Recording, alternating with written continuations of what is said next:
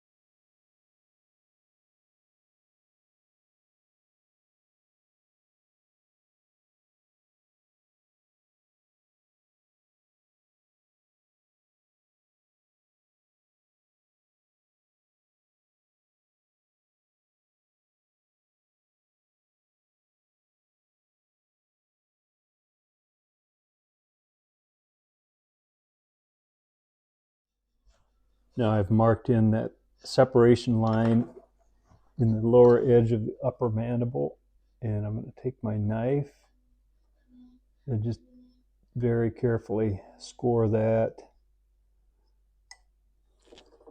both sides. Get a little upturn.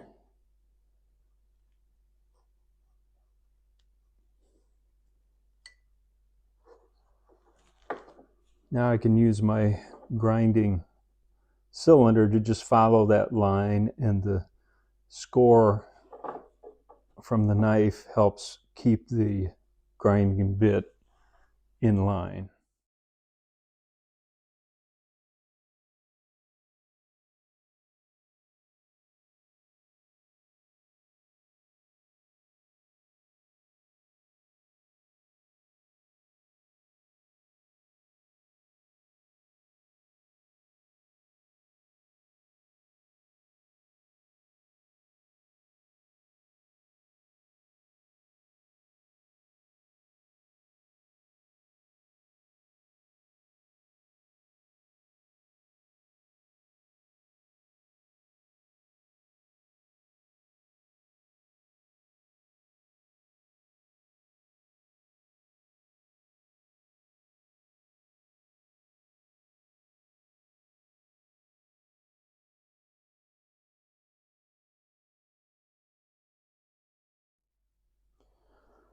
Now we'll lay out the nostrils. I had to sharpen my pencil for this because there's not much room to work with here. So I've got a measurement from my pattern to the edge of the nostril enclosure, and I'm putting a mark on there. It's going to be hard to see in the video, I realize, and the enclosure itself just happens to be about the same length. So I'll give myself a guideline there. This is not the best study bill, but it works, and it's the only one I have. These nostrils kind of angle in towards the center line as you go towards the tip of the bill. So I'm going to want to duplicate that here, not get them too wide set, and pencil in kind of the seed shape.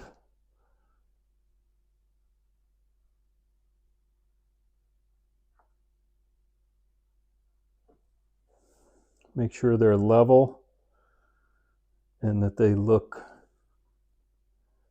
I think I've crowded this one a little too close to the center line. If you look at that, so I'm going to move that one down a bit. And that may seem like a subtle change, and it is, but it's important, especially in this small scale. Crowding the center line is going to be very visible after the decoy is done. So I want to make my mistakes now in pencil before we get carving.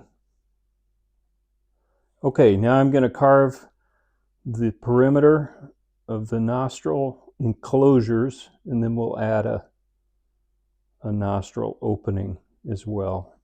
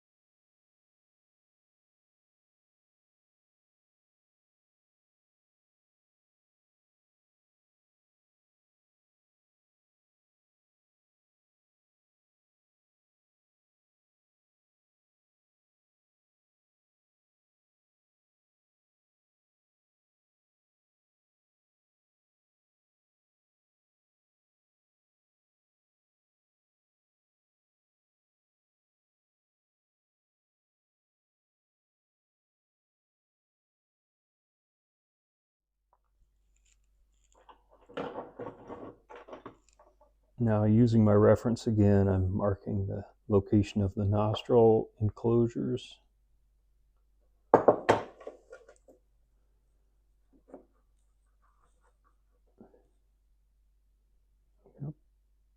Pencil those in. It helps me visualize the symmetry with the pencil marks.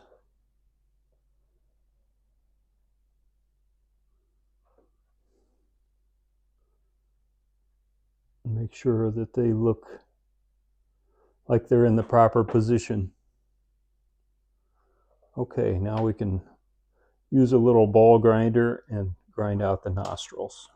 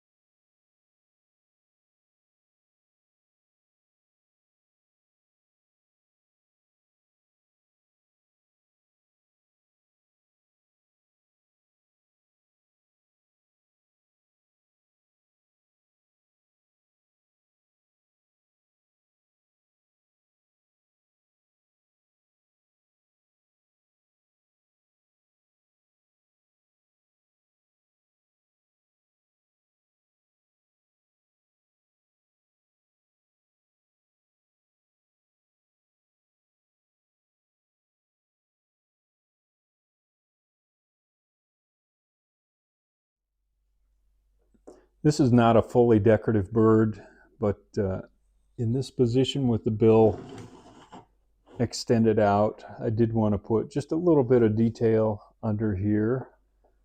So I'm looking at the study bill, and there's this typical V-shaped depression in the middle, and the continuation of the nail structure underneath here, and then the separation of upper and lower mandibles, and then a little bit of a indentation here. So I've penciled those in. So I want to do a little bit of carving here just to put some detail that will complement the paint that I'll put on top of this later. So we'll go back to the carving bench, get that done.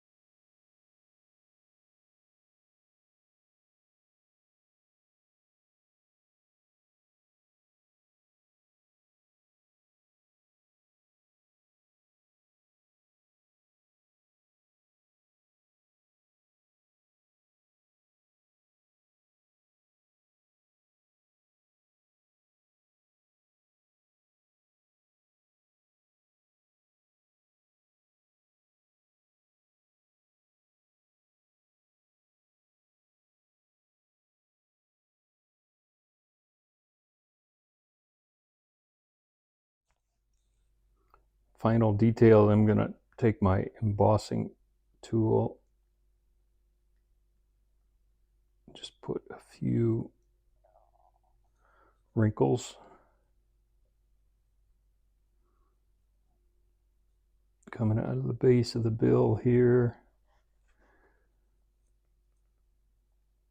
the front of the nostril kind of radially. Hopefully you can see that. I can use this to kind of define this upper ridge a little more, along with a few wrinkles. Don't want to go overboard here, but just a few coming out this way and a few from the nail.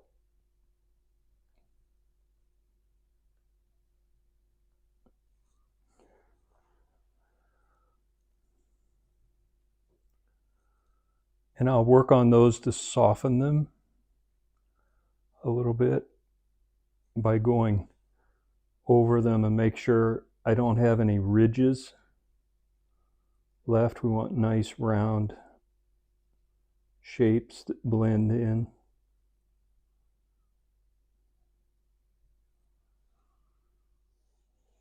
All right, now we can work on setting the eyes. I'll use my dividers to get a dimension from the corner of the bill here to the front of the eye. Transfer that to the wood so I know the correct position of the front of the eye. The hole I've drilled is kind of a guideline, but I never trust that. Once I get to this point and everything is kind of sculpted, I want to reiterate or recheck and get those eyes right in the right position.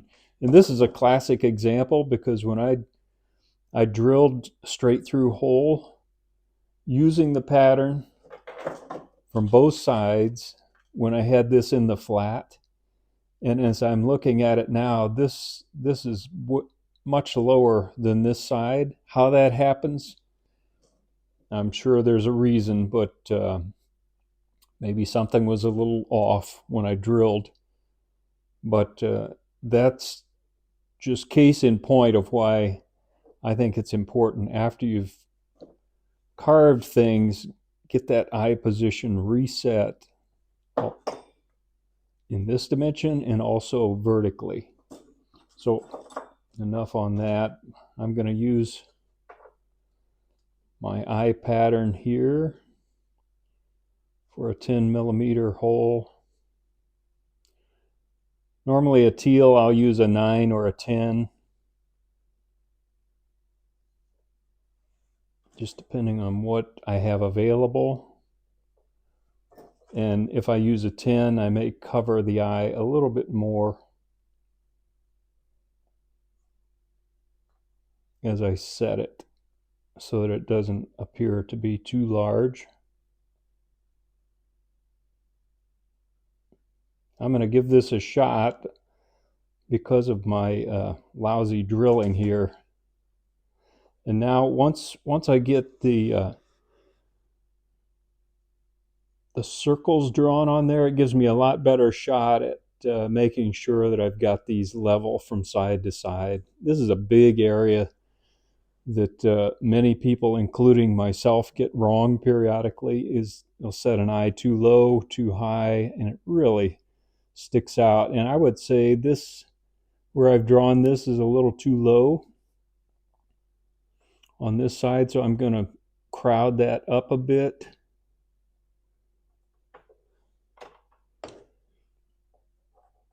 Try to get rid of that mark so it's not distracting my eye. You can't see this in the video, I realize, but I'm just taking my time and making sure I've got those openings where I want them to be, and then I'll open them up with a gouge.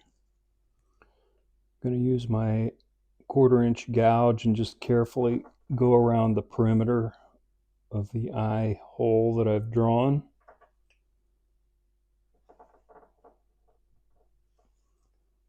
Maintain a firm grip so I don't slip with the gouge and gouge my hand.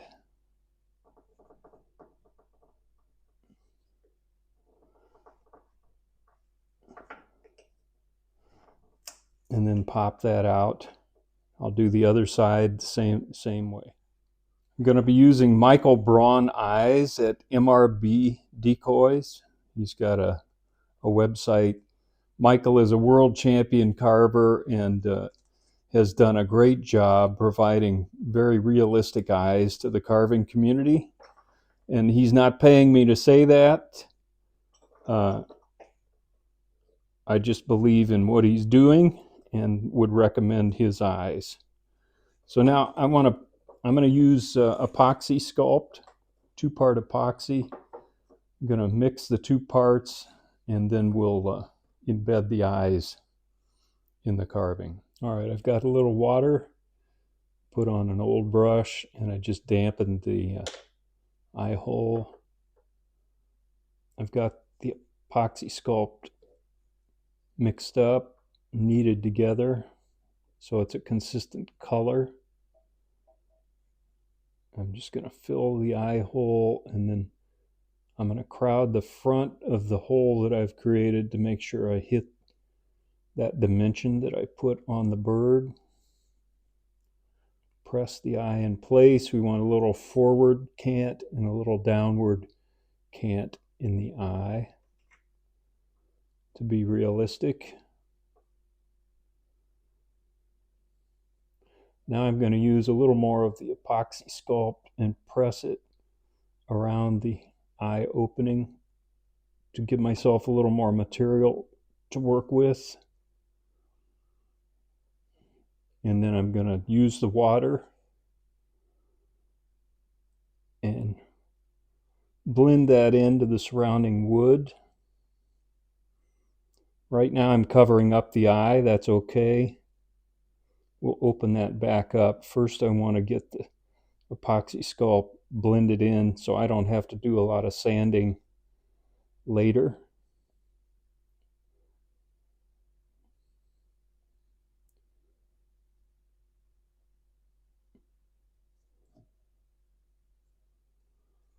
Okay, I've got that a good start on that, and now I've got an old brush that I use for this purpose, and I've got water on it, and I'm just using it to shape that eye opening, open up the eye a little bit more, make sure we have an eye channel going forward, and then push that material out away from the eye.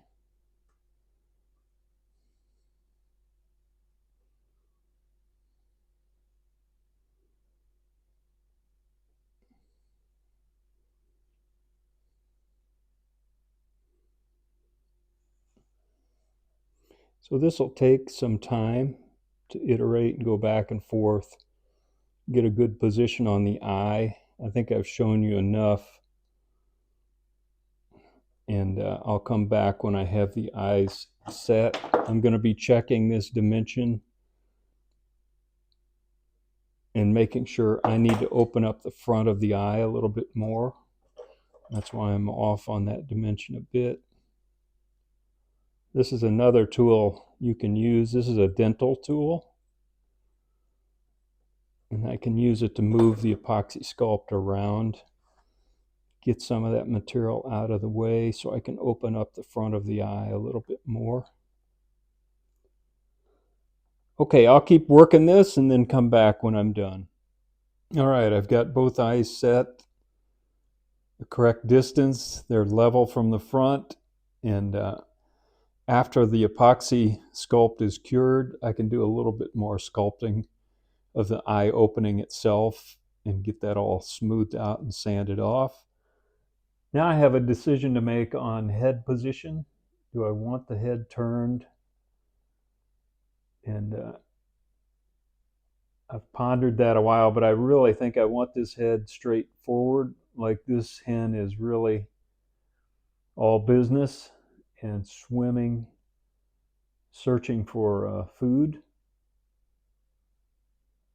So I've penciled around the head position so that I have that as I begin to shape up the body, and I don't want to carve into those areas. Keep that contact nice and flat between the head profile and the breast. Okay, everybody, I think I'm going to end session 2 right there. I've got enough video. I don't want these to get too long, and that'll put a clean break between the head detailing and the carving of the body. So next time in session 3, we'll get to the body, get it all shaped up and ready to reassemble with the head. Until then, Tom Christie signing out. Good carving to you. Have a great day.